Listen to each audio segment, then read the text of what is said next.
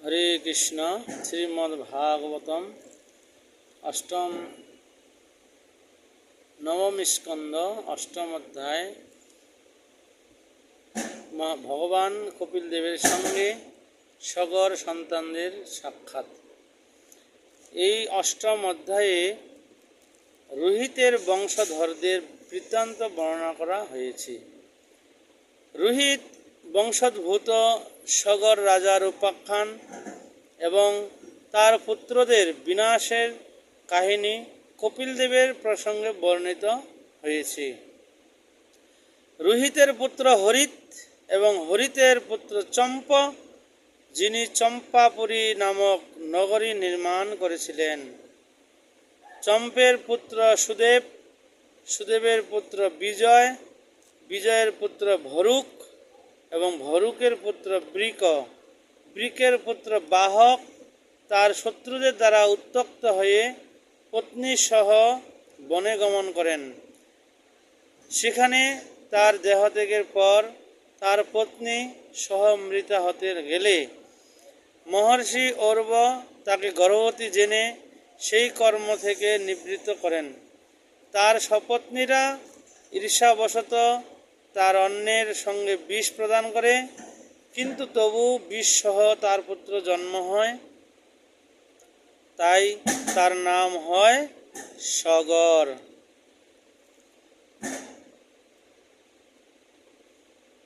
স মানে সহ এবং গর মানে বিষ।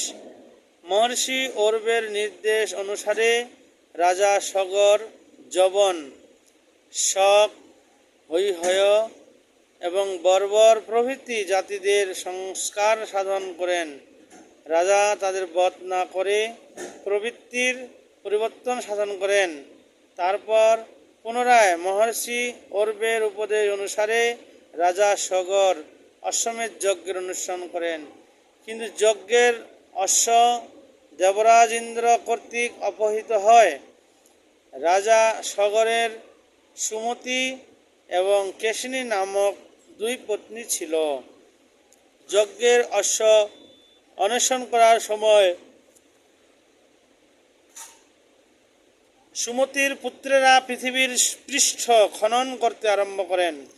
সেই খননের ফলে যে খাদ সৃষ্টি হয়েছিল তাই পরে সাগরে পরিণত হয়।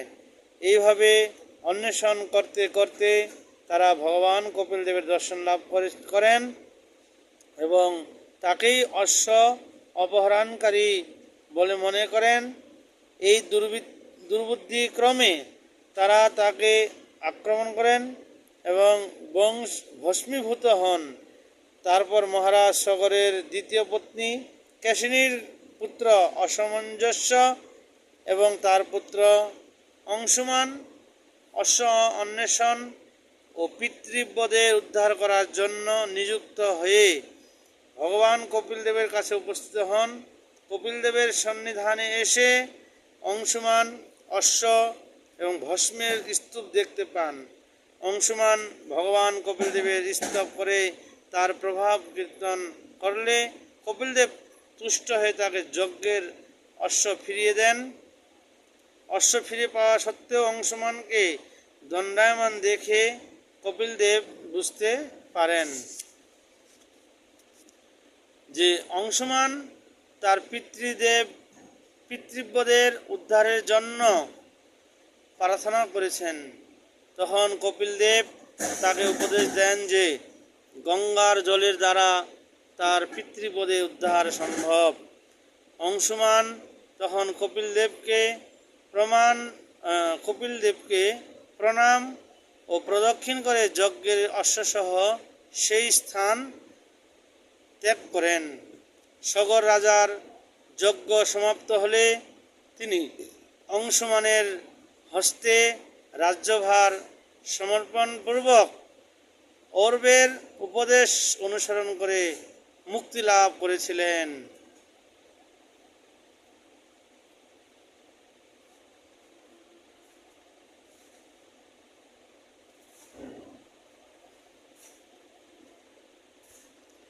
শ্লোক 1 শ্রী শুক উবাচ হরিত রহিত সুতশ্চম্প তস্মাৎ বিনির্মিতাঃ চম্পাপুরী সুদেব হত বিজয় যস্য চা আত্মজ। সুখদেব গোস্বামী বললেন, রোহিতের পুত্র হরিত এবং হরিতের পুত্র চম্প, যিনি চম্পাপুরী নামক নগরী নির্মাণ করেছিলেন। চম্পের পুত্র সুদেব এবং তার পুত্র বিজয়। বিজয়ের পুত্র ভরুক, ভরুকের পুত্র বৃক এবং বৃকের পুত্র বাহক। রাজা বাহকের শত্রুরা তার রাজ্য অপহরণ করে নেয় এবং তাই রাজা বানপ্রস্থ অবলম্বন করে তার পত্নী সহ বনে গমন করেছিলেন।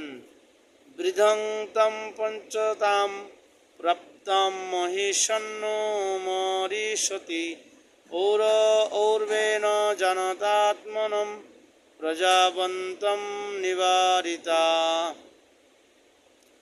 বৃদ্ধ বয়সে বাহকের মৃত্যু হয় এবং তার এক পত্নী যখন সতী প্রথা অনুসরণ করে সহমৃতা হতে চেয়েছিলেন, তখন উর্ব মুনি তাকে গর্ভবতী জেনে সহমৃতা হতে নিষেধ করেছিলেন।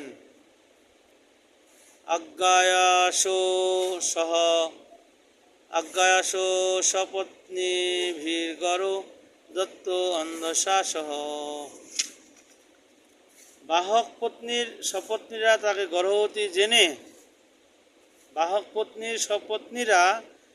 গর্ভবতী জেনে তার অন্যের সঙ্গে বিষ প্রদান করেছিলেন, কিন্তু সেই বিষ কার্যকরী হয়নি। পক্ষান্তরে সেই বিষ সহ তার পুত্রের জন্ম হয়েছিল, তাই তিনি সগর নামে বিখ্যাত হয়েছিলেন। গড় বা বিষ সহ যার জন্ম হয়েছে। সগর পরবর্তীকালে সম্রাট হয়েছিলেন। গঙ্গাসাগর নামক স্থান তার পুত্রদের দ্বারা রচিত হয়েছিল।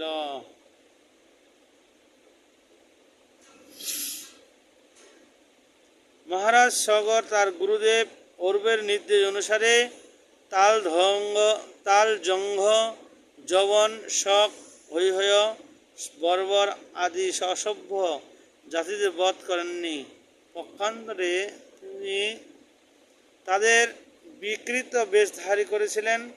তাদের মধ্যে কোনো জাতিকে মুণ্ডিত মস্তক, কিন্তু শ্বশ্রুধারী, কোনো জাতিকে মুক্তকেশ, কোনো জাতিকে অর্ধমুণ্ডিত, কোনো জাতিকে অন্তর্বাসবিহীন এবং কোনো জাতিকে বহির্বাসবিহীন করেছিলেন। এইভাবে মহারাজ সগর তাদের বধ না করে ভিন্ন ভিন্ন জাতির জন্য তিনি ভিন্ন ভিন্ন বেশ নির্ধারণ করে দিয়েছিলেন। মহর্ষি অর্বের উপদেশ অনুসারে মহারাজ সগর অশ্বমেধ যজ্ঞের দ্বারা পরমেশ্বর তত্ত্বজ্ঞদের পরমাত্মা এবং বেদবেত্তা ভগবানের প্রসন্নতা বিধান করেছিলেন। কিন্তু দেবরাজ ইন্দ্র যজ্ঞে উৎসর্গ করার অশ্ব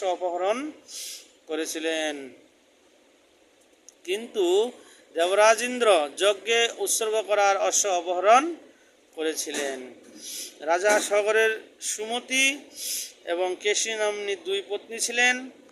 বল এবং ঐশ্বর্যের গর্বে গর্বিত সুমতির পুত্রেরা তাদের পিতার আদেশ অনুসারে অপহৃত অশ্বের অন্বেষণ করতে করতে সারা পৃথিবী খনন করেছিলেন।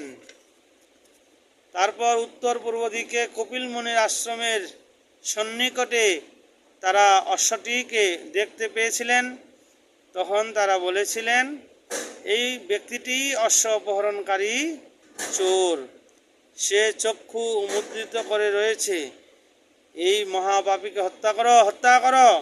এইভাবে চিৎকার করতে করতে সগরের 60,000 পুত্র তাদের অস্ত্র উদ্ধত করে কপিল মুনির অভিমুখে ধাবিত হয়েছিলেন। মুনি তখন তার চক্ষু উন্মীলিত করেছিলেন। দেবরাজ ইন্দ্রের প্রভাবে সগর পুত্রদের বুদ্ধি বিনষ্ট হয়েছিল, তাই তারা একজন মহাপুরুষকে অশ্রদ্ধা করেছিলেন। তার ফলে তাদের নিজেদের শরীরের অগ্নির দ্বারা তারা তৎক্ষণাৎ ভস্মীভূত হয়েছিলেন।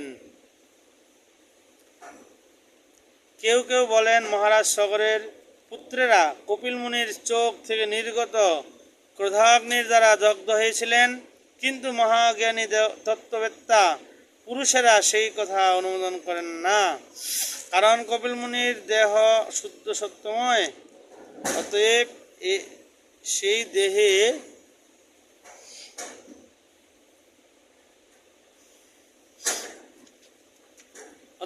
দেহে তমগুণ জনিত ক্রোধের প্রকাশ হতে পারে না। ঠিক যেমন নির্মল আকাশ কখনো পৃথিবী ধূলির দ্বারা কলুষিত হতে পারে না। কপিল মুনি এই জড়জগতের সাংখ্য দর্শন প্রবর্তন করেছেন, যা ভব সমুদ্র পার হওয়ার এক সুদৃঢ় নৌকা সদৃশ। বস্তুতপক্ষে যে ব্যক্তি এই ভব সমুদ্র উত্তীর্ণ হওয়াতে আগ্রহী, তিনি এই দর্শনের আশ্রয় গ্রহণ করতে পারেন। অতএব চিন্ময় স্তরে অধিষ্ঠিত এই প্রকার একজন তত্ত্বজ্ঞানী মহাপুরুষের পক্ষে শত্রু মিত্রের ভেদদৃষ্টি কীভাবে সম্ভব? সগর মহারাজের অসমঞ্জস্য নামক এক পুত্র ছিল, যা জন্ম হয়েছিল রাজার দ্বিতীয় পত্নী কেশিনীর গর্ভে। অসমঞ্জস্যের পুত্র অংশুমান, এবং তিনি সর্বদা তার পিতামহ সগর মহারাজের মঙ্গল অনুষ্ঠানে রত থাকতেন।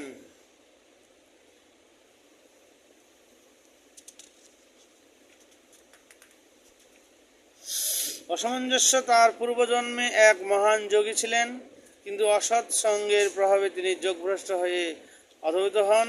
এই জন্মে তিনি জাতিস্বর্ব হয়ে রাজকুলে জন্মগ্রহণ করেছিলেন। তিনি নিজেকে দুরাত্মা বলে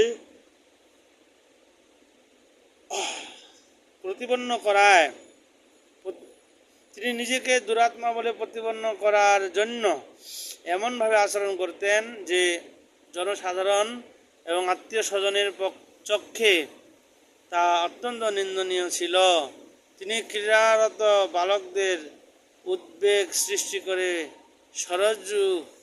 সরজু নদীর জলে নিক্ষেপ করতেন।